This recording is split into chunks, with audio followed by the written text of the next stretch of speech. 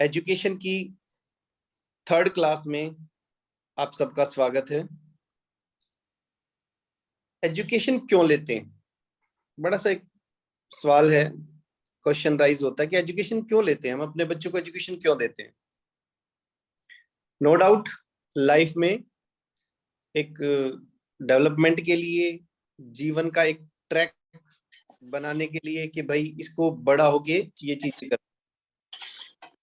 लेकिन education, formal education का एक इंपॉर्टेंट पॉइंट आता है जब बच्चे को अपनी स्ट्रीम चूज करनी होती है। बच्चे को जब अपनी स्ट्रीम चूज करनी है तो वो स्ट्रीम उसकी आने वाले जीवन का, मैं ये कहूंगा कि लगभग पूरे जीवन का रास्ता बना देता है। अगर किसी ने मेडिकल लिया या किसी ने आर्ट साइड ली, ह्यूमैनिटीज, किसी ने इकोनॉमिक्स ली, तो ये अलग अलग स्ट्रीम जब चूज करता है बच्चा, तो उसके पीछे एक पूरा का पूरा सिस्टम होता है उसके सोचने का कि मुझे जीवन में क्या करना है। पेरेंट्स का भी होता है। तो आज हम इसी चीज पे फोकस करेंगे कि बच्चे को जब स्ट्रीम डिसाइड करनी है तो वो बच्चे को किन किन पॉइंट्स पे हम ध्यान रख के प्रिडिक्ट करेंगे कि भाई आप, हम बात करेंगे कि बच्चे को अपनी स्ट्रीम चूज करने के लिए, बच्चे को अपनी स्ट्रीम चूज करने के लिए आप कौन कौन सी चीजों का ध्यान रख के प्रिडिक्ट करेंगे कि भाई आप ऐसी इस लाइन में चले जाओ। क्यों? क्योंकि बच्चे को आगे प्रोफेशन भी उसी चीज, उस स्ट्रीम से चूज करना है। कोई ये नहीं हो सकता आर्ट आर्ट की स्ट्रीम लेके आगे जाके डॉक्टर बन जाएगा, नहीं हो सकता। उसको आज हमें बताना पड़ेगा कि भाई आप इस मेडिकल के फील्ड में चले जाओ। तो ये कुछ इंपॉर्टेंट एस्पेक्ट हैं हमारी प्रिडिक्शन के जो बच्चों के लिए हमें करने हैं और इसको बहुत ध्यान से करना होता है। तो आज ये मैं आप लोगों को बताने जा रहा हूं कि किस तरीके से ये चीजें हम प्रिडिक्ट करते हैं कुंडली देख के कि अपने को बच्चे का किन किन फील्ड में जाने के लिए हम उनको कह सकते हैं। सबसे पहले एक फॉर्मूला लिखो। बच्चे को स्ट्रीम प्रिडिक्ट करने के लिए एक फॉर्मूला है कि लगन से 10th हाउस, ये हमारा लगन है, यहां पे इसको ये कहेंगे लगन से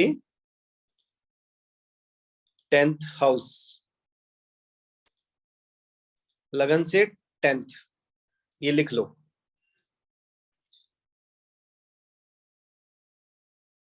दूसरा है सन कहीं भी बैठा है, मान लो सन यहां बैठा है, सन से भी 10th हाउस काउंट करेंगे। सन से 10th हाउस ये हो गया हमारा। मून से 10th हाउस, मून से मान लो मून यहां बैठा है, मून से 10th कौन सा बना? ये बना हमारा।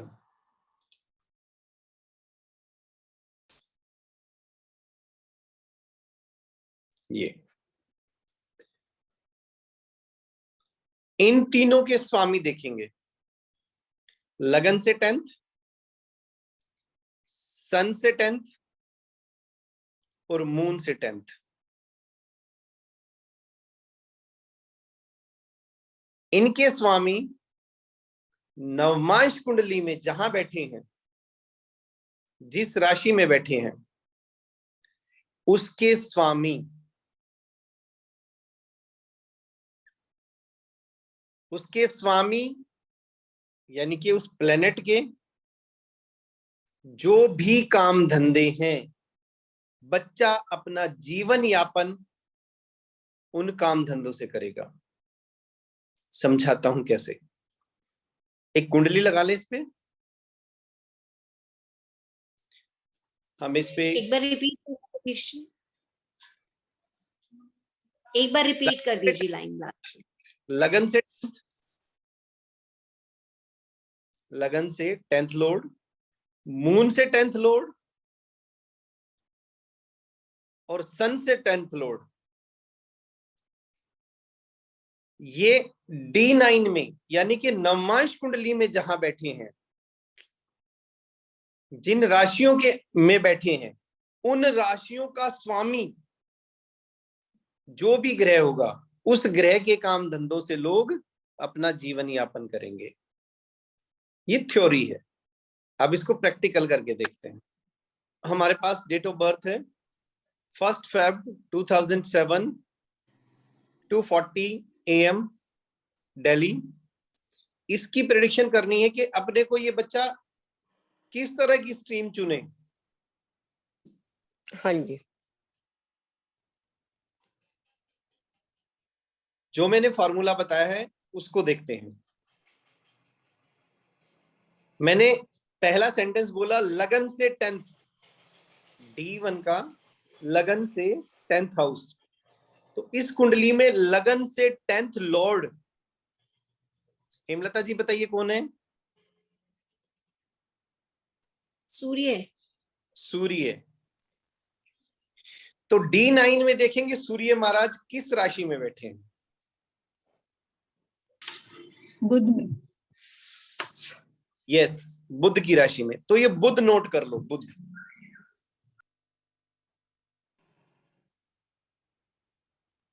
अब आते हैं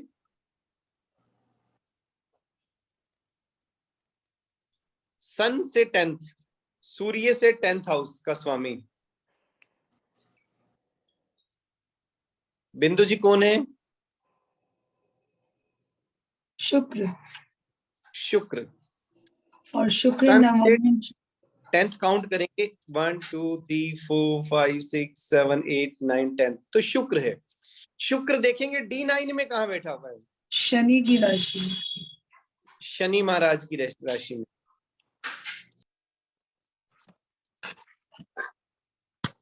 फोर्थ हाउस में। ये शनि भी नोट करेंगे, नोट करेंगे शनि।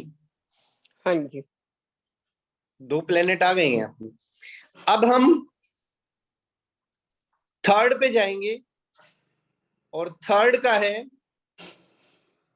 मून से 10th।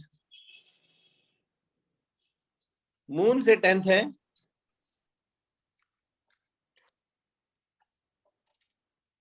और कौन रह गया बताए बगैर? जी मीनू जी, मून से 10th कौन है इस यहाँ पर D1 में? मीनू जी, मून से 10th लॉर्ड। सर मेष राशि, मंगल। मंगल, बिल्कुल। तो मंगल यहाँ बैठा है D9 में, नवमांश कुंडली में। ये नवमांश कुंडली है, ये रही। हाँ जी। हाँ जी। हवा है सर ये बुध की राशि में। बुध की राशि में, तो हाँ जी। बुध को भी नोट कर लेंगे। अब ये तीनों प्लेनेट जो निकल के आए, पहला फॉर्मूला लगन से 10th लॉर्ड सन जो कि बुध की राशि में बैठा है।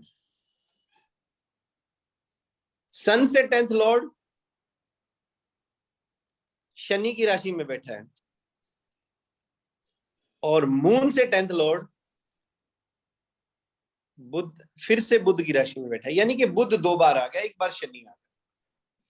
अब हम इन दोनों ग्रहों की, क्योंकि 2 जगह तो बुध है, तो ज्यादातर चांस तो यही बन गए कि बुध के कार्य करेगा वो इंसान। अब बुध के कार्य के लिए अपने को यहां पर मरकरी की पावर देखनी। मरकरी कौन से घर का स्वामी है, किस अवस्था में है, ये सारा का सारा एनालाइज कर लेंगे। बुध इसके 8वें और 11वें घर का स्वामी है, चौथे भाव में बैठा हुआ है राहु और वीनस के साथ। हाँ जी। यही है बस। हाँ जी। दूसरा प्लेनेट आया था हमारा सैटर्न। सैटर्न इसकी कुंडली में शनि जो है 3rd हाउस और 4th हाउस का लॉर्ड है और भाग्य के घर में बैठा हुआ है मून के साथ।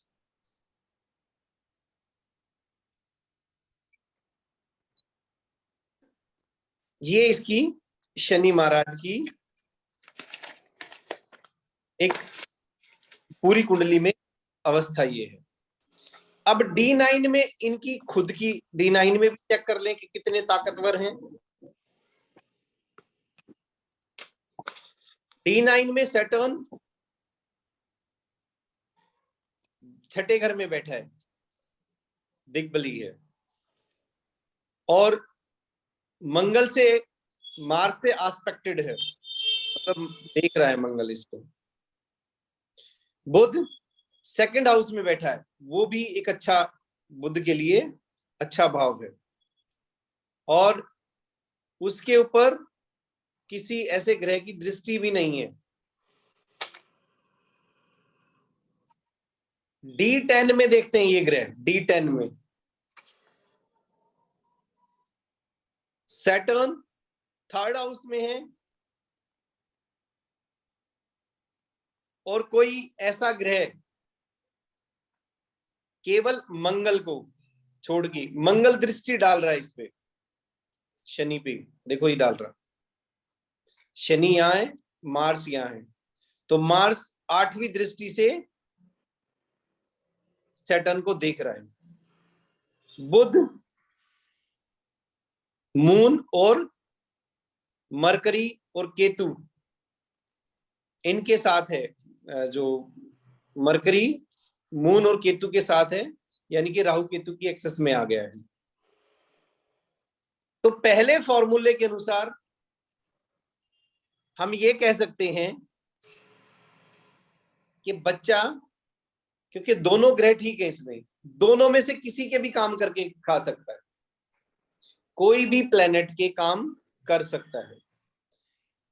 ये एक नहीं करना अपने को, क्योंकि ये एक स्कीम दी है मैंने पहले कि लगन से 10th, सन से 10th, मून से 10th, ये लॉर्ड D9 में जहां बैठे हैं वे प्लेनेट लिख लो।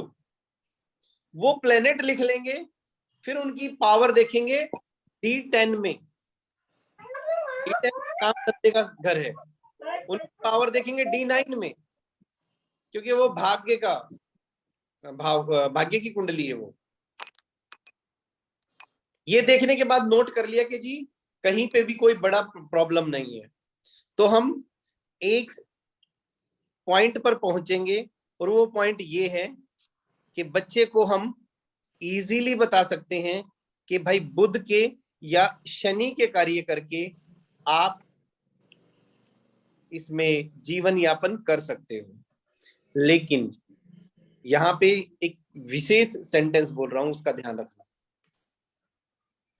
समय बहुत स्पीड से बदल रहा है, और काम धंधे और एजुकेशन की बहुत सारी विधाएं खुल गई है, बहुत सारी। पहले लिमिटेड लाइंस थी, आज से कोई 30-40 साल पहले, और एक ही प्लेनेट बहुत सारी चीजों को रिप्रेजेंट करता है। जैसे अगर मैं इसमें मरकरी आया है, मरकरी की बात करें तो मरकरी किन किन चीजों को रिप्रेजेंट करता है, मैं वो आपको लिस्ट दूंगा। जैसे मरकरी मैथमेटिक्स को रिप्रेजेंट करता है, मरकरी एस्ट्रोलॉजी को रिप्रेजेंट करता है, मरकरी को रिप्रेजेंट करता है, मरकरी एडवोकेट जो वकील होते हैं उसको रिप्रेजेंट करता है, एक्सपोर्ट इंपोर्ट को रिप्रेजेंट करता है, मरकरी थ्रेड यानी कि धागे के काम, फैब्रिक, उसको भी रिप्रेजेंट करता है। मरकरी जितनी भी बुक्स ये जो पब्लिश करते हैं ना, बुक पब्लिश, इसको भी रिप्रेजेंट करता है, इस काम धंधे को। तो प्रिडिक्शन करने से पहले अपन पूछेंगे बच्चे से या उनके पेरेंट्स से कि जी बच्चा किस लाइन में जाना चाहता है, उसका इंटरेस्ट किधर है। अगर उन्होंने बोला कि जी बच्चा इस लाइन में जाना चाहता है, टीचिंग की लाइन में जाना चाहता, मान लो, और आपके ये आ गई बुध और शनि, तो आप आंख बंद करके कह दो कि जी टीचिंग प्रोफेशन इसके लिए कंपेटिबल है, ये कमा के खा लेगा। ओके, पहली स्कीम के अनुसार आप प्रिडिक्ट कर सकते हो कि टीचिंग लाइन में बच्चा कमा के खा लेगा। या वो कहने लगा कि जी ये बच्चा तो फैब्रिक का काम करना चाहता है, तो आप कहोगे कम करके खा लेगा। या कहे कि जी बच्चा एडवोकेट बनना चाहता है, लॉयर बनना चाहता है, तो आप कह दो कि बन जाएगा, क्योंकि आपके सामने बहुत सारी ऑप्शन है। ये प्लेनेट वाइज प्रोफेशन है। इस स्कीम को जब भी हम देखेंगे तो ये सारे के सारे प्रोफेशन अपने को देखने हैं। जैसे अभी इनका सैटर्न का और मरकरी का प्रोफेशन आया है, ये रे। तो मरकरी में मैथमेटिक्स है, ऑथर है, जर्नलिस्ट है, एजुकेशनिस्ट है, आर्टिस्ट है, स्कल्पचर है, मेडिकल एक्सपर्ट है। मेडिकल एक्सपर्ट मतलब डॉक्टर वाला नहीं, एडवोकेट है, ऑरेटर है। ऑरेटर मतलब वक्ता, कोई कुछ जो आजकल मोटिवेशनल स्पीकर है जैसे, ऑरेटर है, एम्बेसडर है। अगर उसके अच्छे प्रोफेशनल सक्सेसफुल है तो वो सिविल की तैयारी करवा सकते हो। एस्ट्रोलॉजर मैंने बताया था, ट्रैवलर, ये आपके इंटरप्रेटर है, कुरियर सर्विसेज है, मैनेजर है, बुक सेलर है, जैसे मैंने वो पब्लिशर बताया था आपको, मैसेंजर है, पोइट्री कंपोज, ये सारे के सारे प्रोफेशन।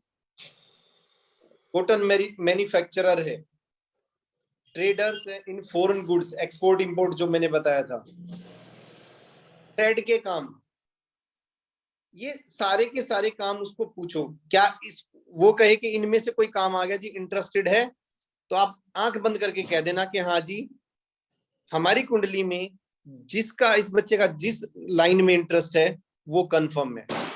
आपका काम यहां पर खत्म। अब वैसी वो एजुकेशन लेगा, वैसी ही वो बच्चा एजुकेशन लेगा। जैसे एडवोकेट बनना चाहता है तो वो 12th के बाद कौन सी स्ट्रीम चूज करेगा? LLB करेगा। अगर वो टीचर बनना चाहता है तो अपनी एजुकेशन की जो ट्रेनिंग है, डाइट करेगा या बीएड करेगा, वो चूज करेगा। तो इस तरीके से स्ट्रीम चूज करवाते हैं। एक स्कीम ये है कि ये देख लो कि वो बच्चा किस तरह के प्रोफेशन से कमा के खाएगा, उसी प्रोफेशन की एजुकेशन दिलवा दो। बात समझ में आ रही है? हाँ जी, इस बच्चे ने मेडिकल स्ट्रीम चूज की है। मैम उस पे अभी नहीं जा रहे हम ही अभी से बात करेंगे। हाँ जी, हाँ जी, आया हुआ है मेडिकल का, एक अलग से मैं वो करवाऊंगा, पूरा एक वो चलेगा कि कॉम्बिनेशन किस तरीके से बनते हैं, कि क्या ये मेडिकल कर पाएगा या नहीं कर पाएगा, हाँ जी, मेडिकल कर पाएगा या नहीं कर पाएगा। ये एक अलग से मेडिकल का है, इंजीनियरिंग का है, हाँ मैनेजमेंट जी, का है, अलग से ये क्लास आएगी। जैसे आज एक क्लास आ रही है ऐसे। अभी मैं केवल ये बता रहा हूं कि हमें स्ट्रीम कैसे चूज करवानी है बच्चों को, कि उसकी लाइफ के आगे के प्रोफेशन देख के हम आज उसकी स्ट्रीम चूज करवा सकते हैं। जैसे इसमें आया मेडिकल प्रोफेशनल, आया हुआ ना, मेडिकल हाँ एक्सपर्ट।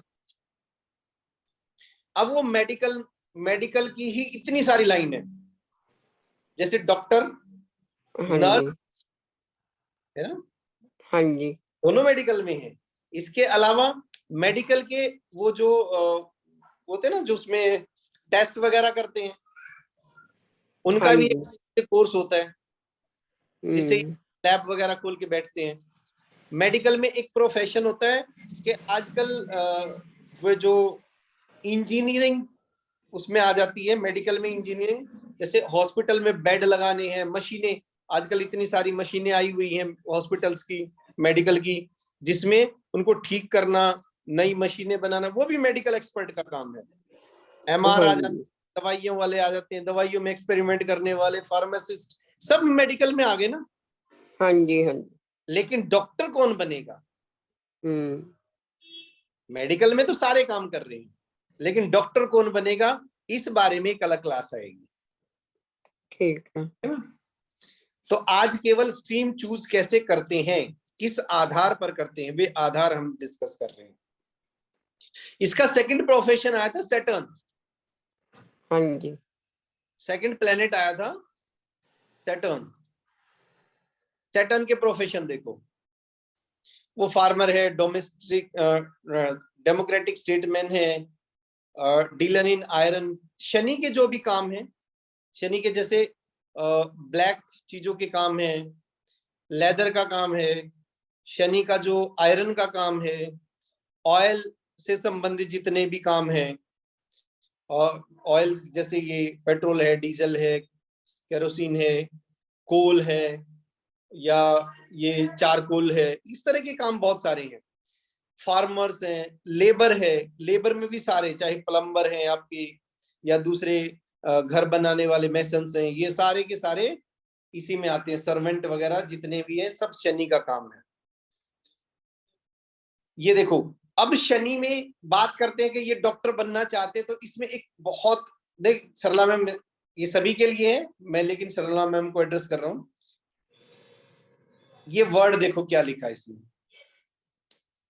ऑर्थोपेडिशियन, हाँ यानी कि जी, ऑर्थोपेडिक का वो डॉक्टर बन सकता बन है। सकते हैं। ठीक है। हाँ अगर जी, सर्जन बनना है तो कुछ और उसको प्लैनेट्स की, टेक्निकल प्लैनेट्स की हेल्प चाहिएगी। अब अभी भी प्रिडिक्ट नहीं करना है, मैं फिर कह रहा हूं, हाँ प्लीज जी, आप जिसकी भी ये कुंडली उसको प्रिडिक्ट नहीं करना। हाँ क्यों? जी, हाँ जी, क्योंकि अभी उसके बहुत सारे एंगल से हमें कुंडली को देखना होता है, अभी तो आधार बता रहे हैं। ठीक है मैम। ठीक है। ये चार्ट आपका ग्रुप में शेयर कर दिया जाएगा। इसके अलावा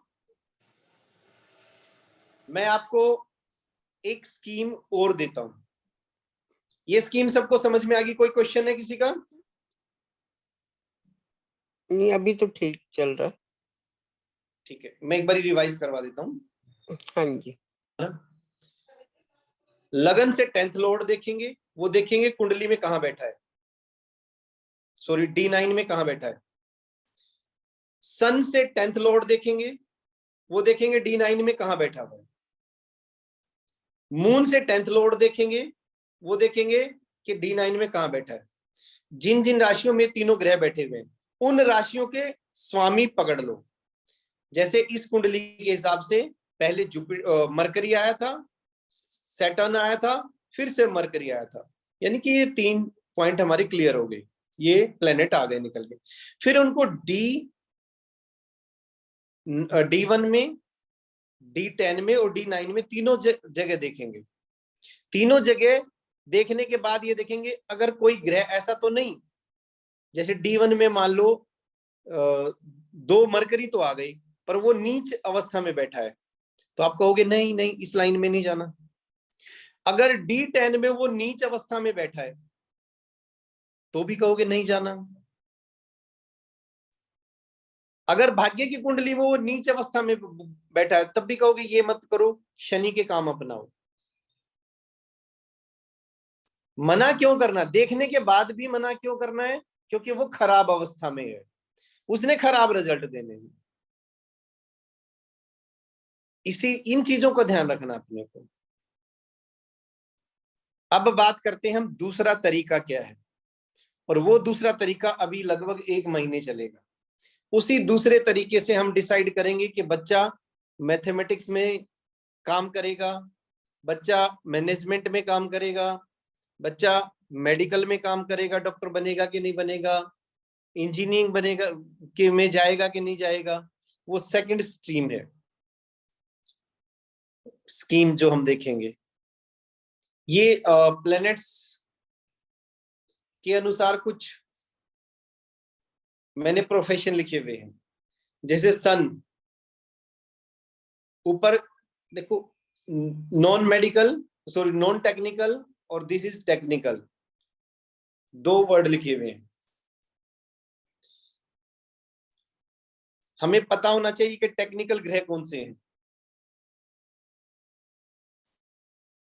टेक्निकल ग्रह हैं, note down.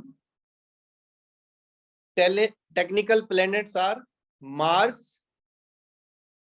Saturn, Rahu and Ketu.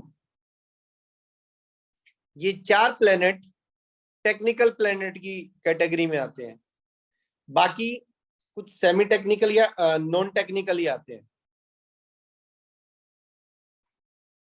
अब अगर किसी को सन का वहां पे उस स्कीम में सन आ गया और उसका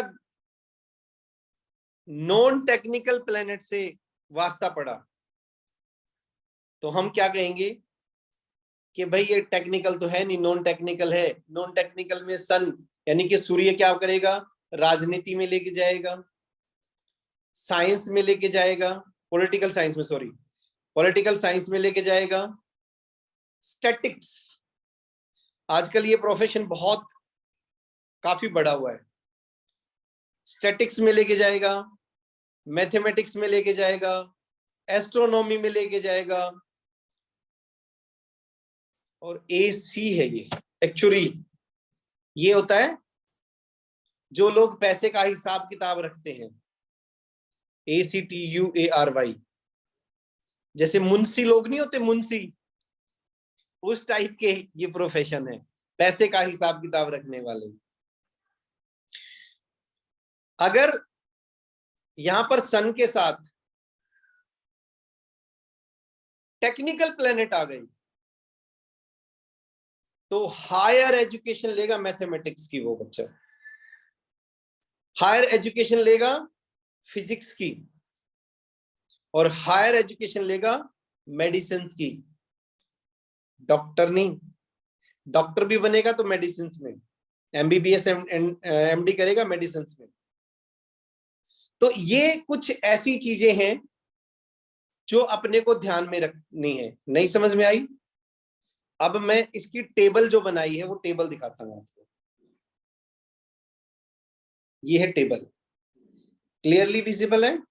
जब भी हम कुंडली देखेंगे तो 5th यहां पे स्कीम चेंज हो रही है, ये दूसरी स्कीम की बात की है मैंने,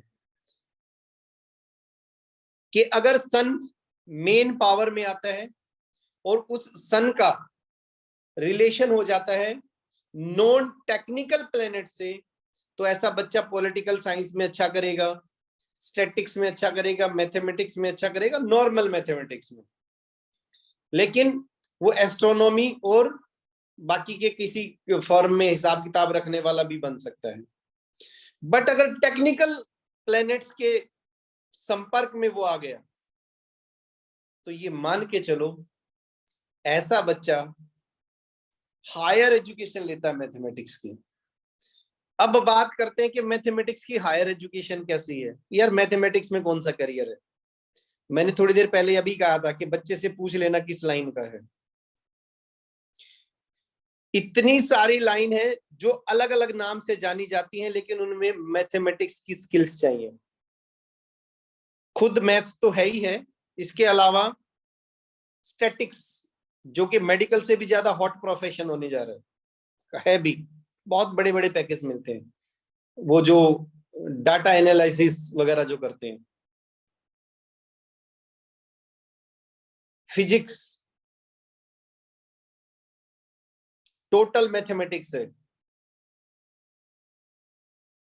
साइंटिस्ट खासकर फिजिक्स की लाइन के, फॉर एग्जांपल वो हमारे अंकल कौन से थे, वो व्हाइट व्हाइट बालों वाले सबसे बड़े साइंटिस्ट जाने जाते हैं, आइंस्टीन। आइंस्टीन अंकल, जितनी भी अगर मैथ को आप देखो, मैथमेटिक्स, चाहे हम स्पेस को लेके बड़ी बड़ी रिसर्च को लेके, खासकर स्पेस रिसर्च सारी सारी मैथमेटिक्स पे है, फिजिक्स पे है। फिजिक्स और मैथमेटिक्स में थोड़ा सा फर्क है बस। गहराई से सोचो तो मैथ के कितने प्रोफेशन होंगे?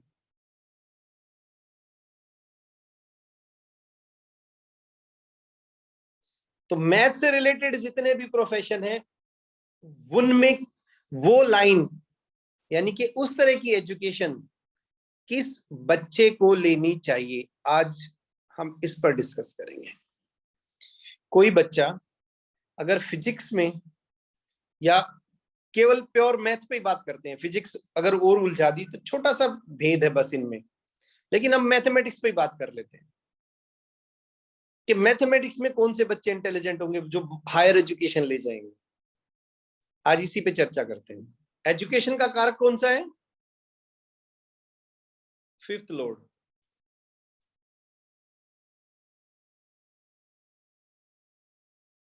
फिफ्थ हाउस लिख लो। फिफ्थ लॉर्ड या फिफ्थ हाउस के साथ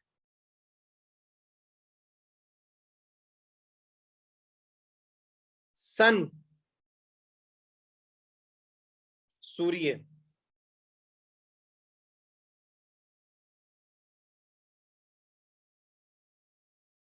मार्स, मंगल,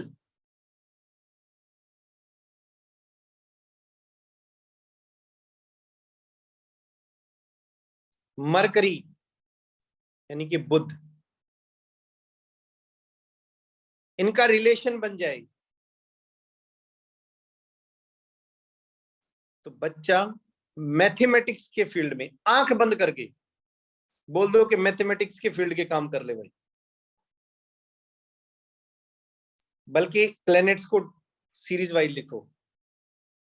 फिफ्थ हाउस या फिफ्थ लॉर्ड का relation sun, Mercury and Mars से बन जाए तो ऐसा बच्चा मैथमेटिक्स में बहुत अच्छा करता है और आगे जाके अगर वो वही प्रोफेशन अपनाता है तो प्रोफेशनली बहुत सक्सेसफुल भी होता है।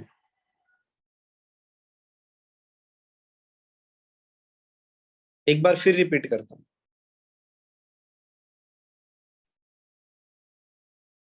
अगर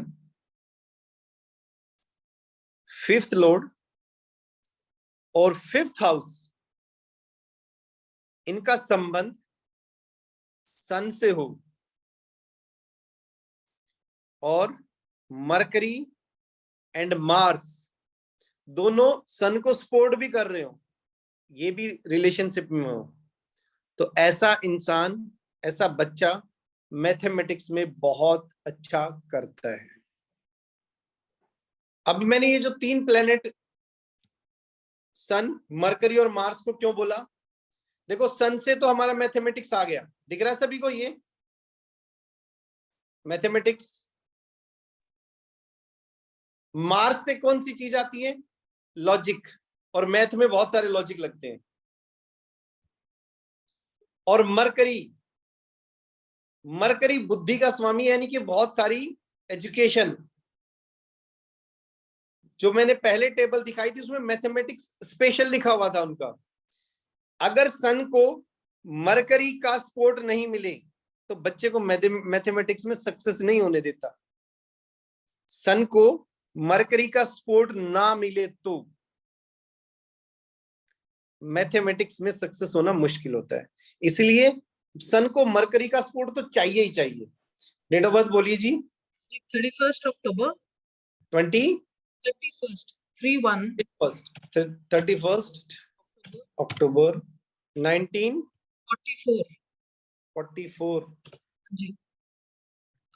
time would be around noon, 12 सवा 12 दोपहर। 12:10 ट्राई करते हैं। हाँ जी। सियालकोट पाकिस्तान। सियाल की स्पेलिंग बोलो। SIAL ओ इंडिया तुझसे तो 1 मिनट रुको, पाकिस्तान। पाकिस्तान तो ले लें।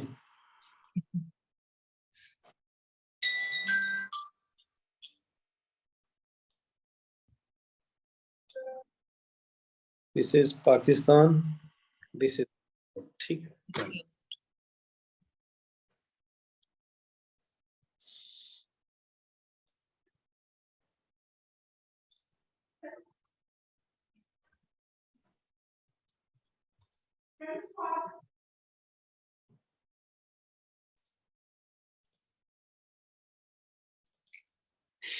इनका तो देखते ही पहले ही पता चल गया कि यार इनको तो मैथमेटिशियन होना ही था। 5th house Mars, 5th Lord कौन है? मार्स। कुंडली में 5th लॉर्ड कौन है? मार्स है। मंगल, हाँ जी। 5th लॉर्ड बैठा हुआ है सन और मरकरी के साथ। हाँ जी। मंगल और बुध दोनों आ गए। और उस पे दृष्टि कहां पर है? 5th हाउस पे। आंख बंद करके कह दो मैथमेटिशियन बनना है। लेकिन यही स्कीम अपने को D9 में भी चेक करनी है। यही स्कीम कहां पर भी चेक करनी है? D9 में भी। और D9 में देखेंगे 7th लॉर्ड वीनस कहां पर बैठा है? 7th house. 7th हाउस में। जुपिटर, मून, राहु और केतु के साथ एक्सेस में आ गया ये। सन, क्या यहां पर 5th लॉर्ड या 5th हाउस के साथ सन का कोई रिलेशन बना?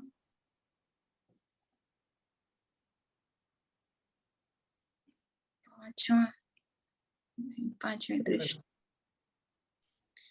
इन्होंने एजुकेशन ली क्या? मैथमेटिक्स में तो अच्छे हैं। हायर एजुकेशन किस चीज की है इनकी? मैथ ही किया उन्होंने, MA मैथमेटिक्स। हाँ जी। मैथमेटिक्स। कहीं ना कहीं ये थोड़ा सा टाइमिंग का इश्यू हो सकता है। हायर एजुकेशन केवल और केवल वो इंसान लेगा जो स्कीम D1 में बनी है, D9 में भी वही बननी चाहिए। अदरवाइज नॉर्मल मैथमेटिक्स की एजुकेशन लेगा इंसान। नहीं, बल्कि स्कॉलरशिप होल्डर, मैथ में भी स्कॉलरशिप। ये तो देखो D1 ने तो वो कमिटमेंट दे दिया। अब हो सकता है कि आगे पीछे, क्योंकि ये ना time of birth, time of birth के हिसाब से D9 चेंज हो जाता है, क्योंकि यहाँ पे सन नहीं सपोर्ट कर रहा उनको। ओके जी। हाँ, और सन लेकिन मरकरी सपोर्ट कर रहा है वहां पे, मार्स भी सपोर्ट कर रहा है। ये देखो मार्स यहाँ पे D9 पे अपनी वो दृष्टि डाले हुए आस्पेक्ट कर रहा है, मरकरी भी आस्पेक्ट कर रहा है। तो देखने में लग रहा है कि हाँ यार ये मैथमेटिक्स है। थोड़ा सा टाइमिंग कहीं ना कहीं ऊपर नीचे हुई है 2-4 मिनट की। अदरवाइज इस 2-4 मिनट की टाइमिंग को छोड़ दिया जाए तो इनकी कुंडली से परफेक्ट नॉलेज ये मिल रहा है कि हाँ D1 इनको कमिटमेंट दे रहा है, इनको प्रॉमिस दे रहा है कि यस आप मैथमेटिक्स में बढ़े। ओके सतीश जी एक बार मेरा चेक करोगे? हाँ जी एक बार मेरी कुंडली देखोगे? ओके आपने भी मैथमेटिक्स में किया है? हाँ देखो आप बताना। देखो अब हम मैथमेटिक्स वालों को ले रहे हैं क्योंकि एक कंसेप्ट क्लियर करवाना है कि किस तरीके से चेक करना है अपने को। हाँ जी हाँ जी हाँ जी, मेरा मैथमेटिक्स में है। हाँ एक चलो इसको मैं रिपीट कर दूं इसी कुंडली पे, इसी जी। सेंटेंस को जो हमने स्कीम दी अभी। जी मैथमेटिक्स देता है सन। मैथमेटिक्स कौन देता है? सन। और सन को सपोर्ट चाहिए किसका? मंगल और बुध का। बुध और मंगल। पहले बुध को लगाओ आप, मंगल को सेकेंडरी कर दो। मंगल सॉरी बुध और मंगल, मरकरी एंड मार्स। तो मैथमेटिक्स के लिए ये 3 प्लेनेट हैं जिम्मेवार। इनका रिलेशन एजुकेशन से होना चाहिए, एजुकेशन के हाउस यानी कि 5th हाउस से या 5th लॉर्ड से, और दोनों में होना चाहिए, D1 में भी और D9 में भी, तब हायर एजुकेशन लेता है। अदरवाइज नॉर्मल एजुकेशन लेता है इसकी। यस आगे से ना मैं इस तरह के एग्जाम्पल निकाल के रखा करूंगा कुंडली, ताकि आपको सीधा वही कंसेप्ट समझ में आए, ज्यादा इधर उधर की बातें ना करनी पड़े। इसको हटा देते हैं, exit. Yes ma'am, Himlata ma'am please बताइए। 30th September 1975।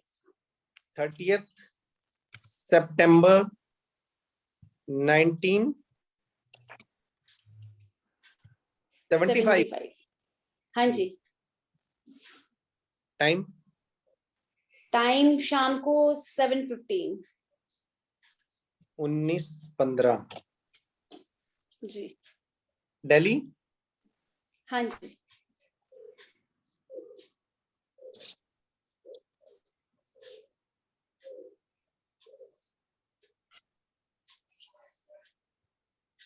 फिफ्थ लॉर्ड, यहाँ तो सनी बन गई।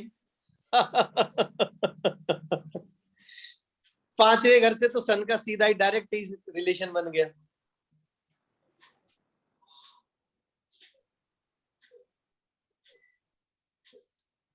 हाँ जी मैम।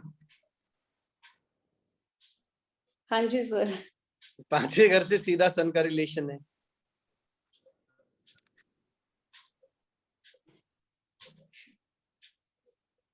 और सन को देख कौन रहा है? देखो, मंगल। मंगल। वाह। और बुध यहाँ पे रेट्रोगेटेड है। रेट्रोगेटेड का मतलब कोई भी प्लेनेट अगर रेट्रोगेटेड होता है तो वो अपने पिछले घर के भी फल देता है। जी हाँ जी। तो तीनों का कॉम्बिनेशन बन गया। अब जाते हैं D9 में। उत्तरी की D9 तो सीधा सीधा वही बन रहा है सारा। तीनों के तीनों ग्रह केवल और केवल फिफ्थ में बैठे हुए। देखो जो क्या के सन फिफ्थ पे दृष्टि डाले हुए है और मार्स और मरकरी दोनों के दोनों एस्पेक्ट कर रहे हैं सन को पूरा सपोर्ट दे रहे हैं कि जाओ आगे बढ़ो, हम मैथमेटिक्स करवाएंगे आपका।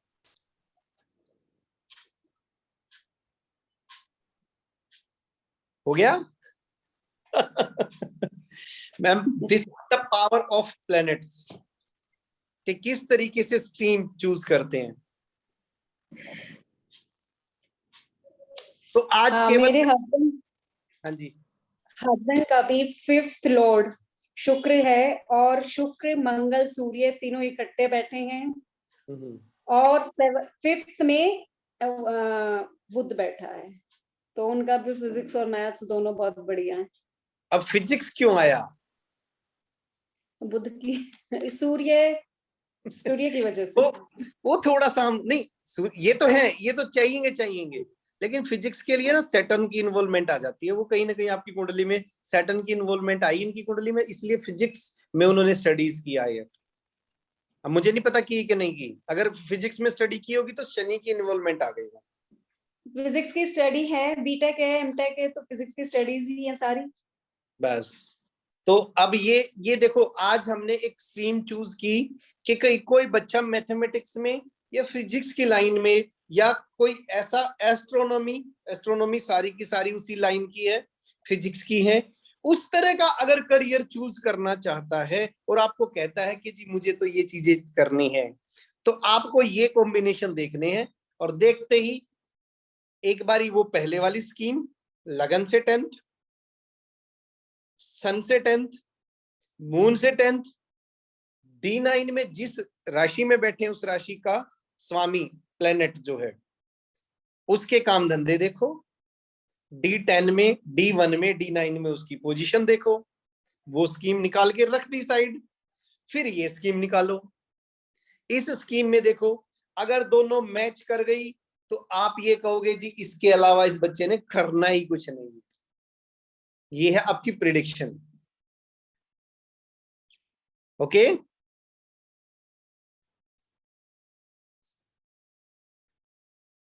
ऑलरेडी सभी तैयार हैं? सुन रहे हैं सभी? हाँ जी सर। गुड। तो आज हमने बच्चा मैथ पढ़ेगा या नहीं पढ़ेगा ये सीख लिया है। अपने बच्चों की कुंडलियां ले लेके बैठ जाना, मेरा बच्चा मैथ पढ़ेगा कि नहीं पढ़ेगा। अब इसी पे थोड़ा सा एजुकेशन का और कार्य करें, इसी कुंडली पे लगा लेते हैं।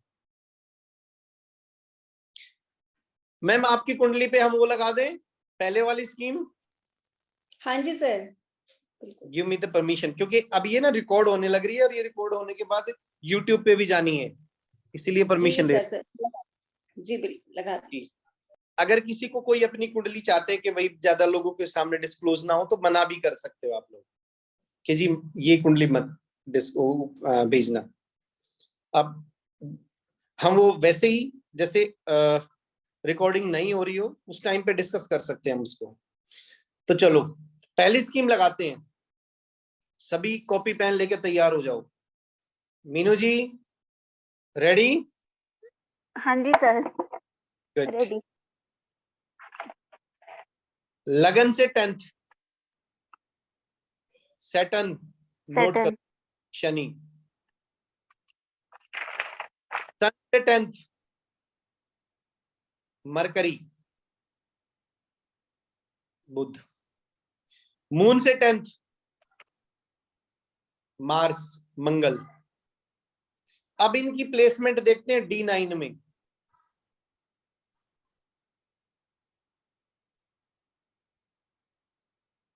बुध की राशि में है शनि। जो पहले प्लेनेट थे शनि महाराज वो बुध की राशि में है। बुध लिखो, बुध। और बुध बैठे हैं शुक्र की राशि में। बुध बैठे हैं शुक्र की राशि में। और मंगल भी शुक्र की राशि में। मंगल भी शुक्र की राशि में। तो आपको मैम शुक्र के और बुध के प्रोफेशन से कमा के खाना है, या तो शुक्र से या बुध से। तो आपको लाइन ही वो चूज करनी है। अब ये देखो D1 में शुक्र 5th हाउस में बैठे हैं दुश्मन राशि के साथ। चलो ये एनालाइज करने से पहले एक इनपुट और दे देता हूं आपको, ये अलग से है, सभी नोट करेंगे। अगर 5th हाउस में वायु तत्व की राशि आती, एरीज, एयरीज बोलते हैं वायु तत्व की राशियां, अगर 5th हाउस में वायु तत्व की राशि आ जाए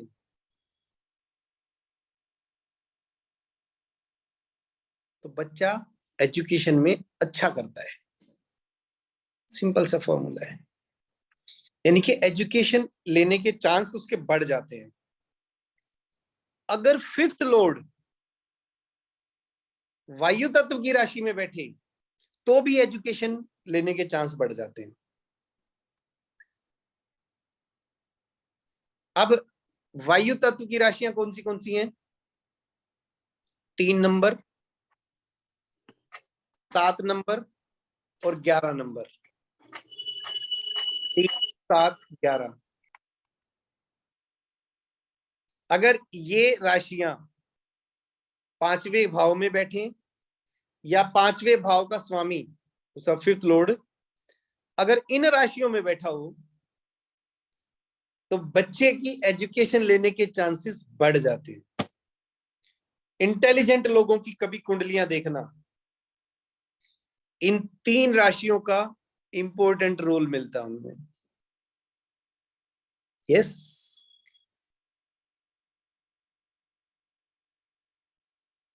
मैं ये नहीं कहता सबकी कुंडलियों में ऐसा है, लेकिन ज्यादातर की कुंडलियों में ऐसा है।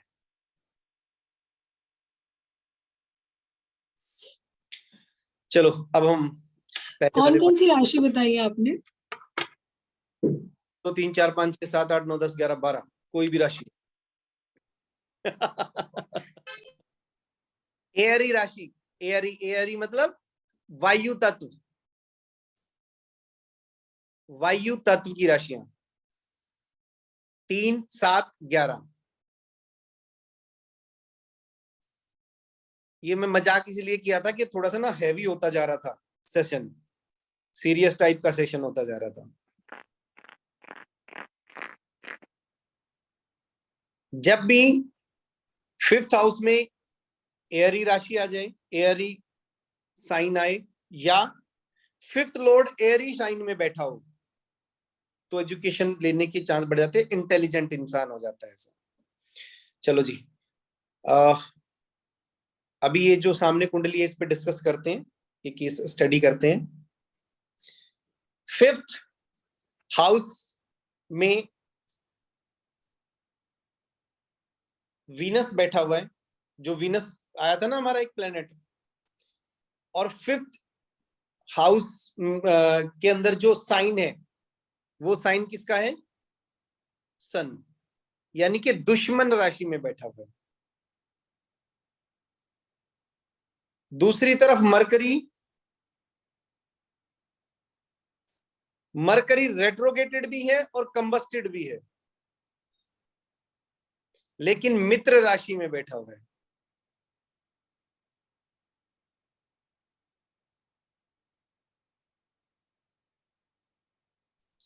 इसको D10 में देखते हैं।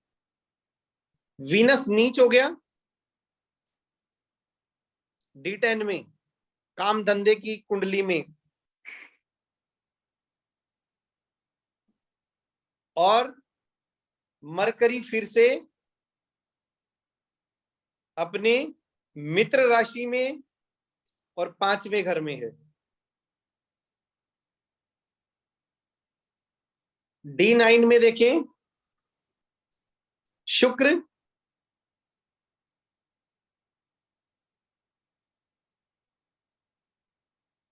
अब स्वराशि अपनी राशि में, मरकरी फिर से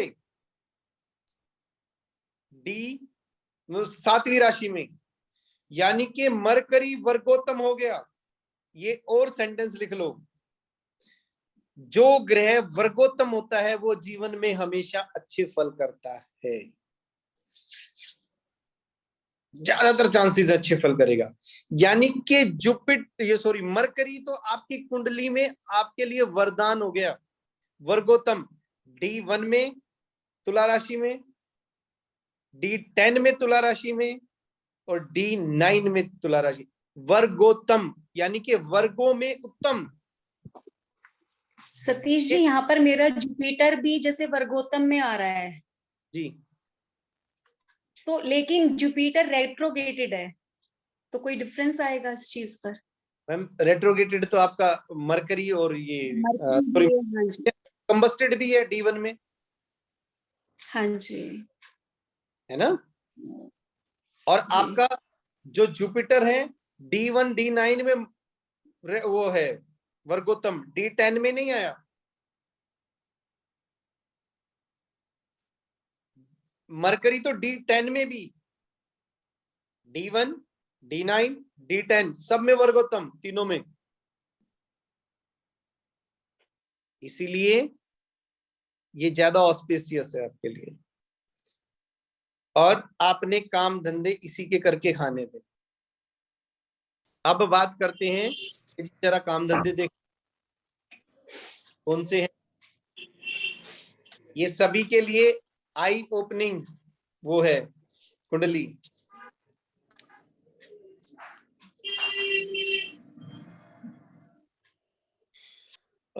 हमारा आया था कुंडली कहाँ गई?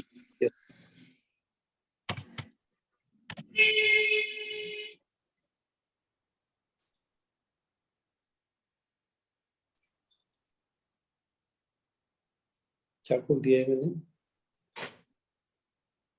प्रोफेशंस।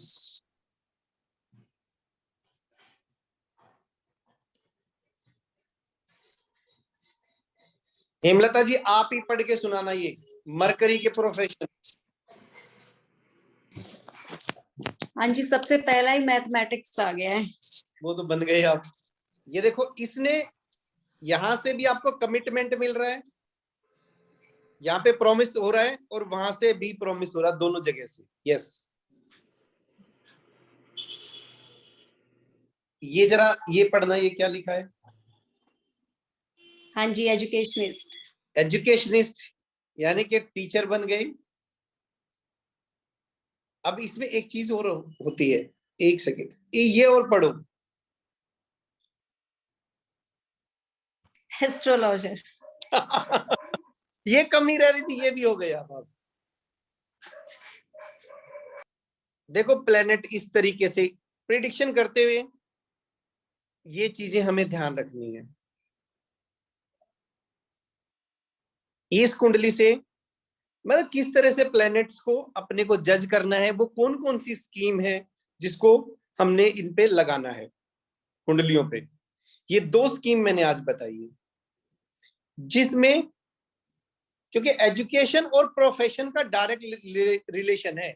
जो एजुकेशन लोगे उसी फील्ड के प्रोफेशन जाने हैं, तो प्रोफेशन से स्ट्रीम चूज करनी, सब्जेक्ट चूज करने, सब्जेक्ट से प्रोफेशन में जाना, दोनों आपको आना चाहिए, दोनों स्कीम।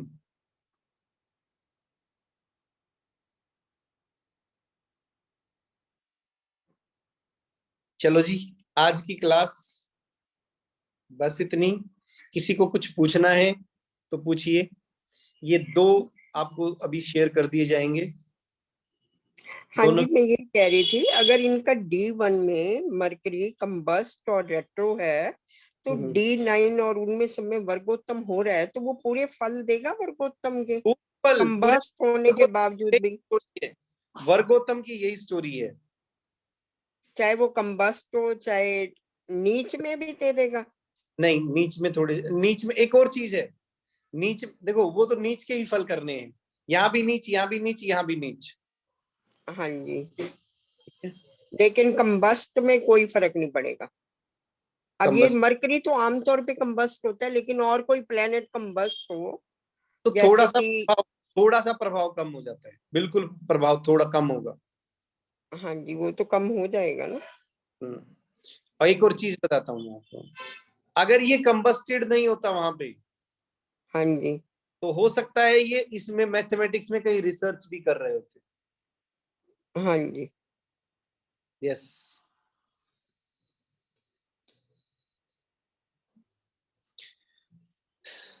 इसी तरीके से बाकी के भी हैं, जैसे सैटर्न की इन्वॉल्वमेंट आ गई तो बच्चा मैथमेटिक्स के साथ उसमें फिजिक्स की तरफ इंटरेस्टेड हो जाएगा। अगर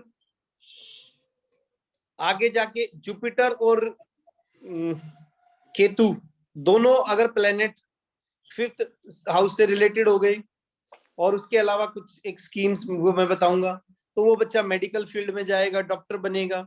ये अलग अलग हैं सब, लेकिन प्लैनेट्स के एट्रीब्यूट अपने को ध्यान रखने हैं। ये जो स्कीम्स मैं बता रहा हूं ये ध्यान रखनी है।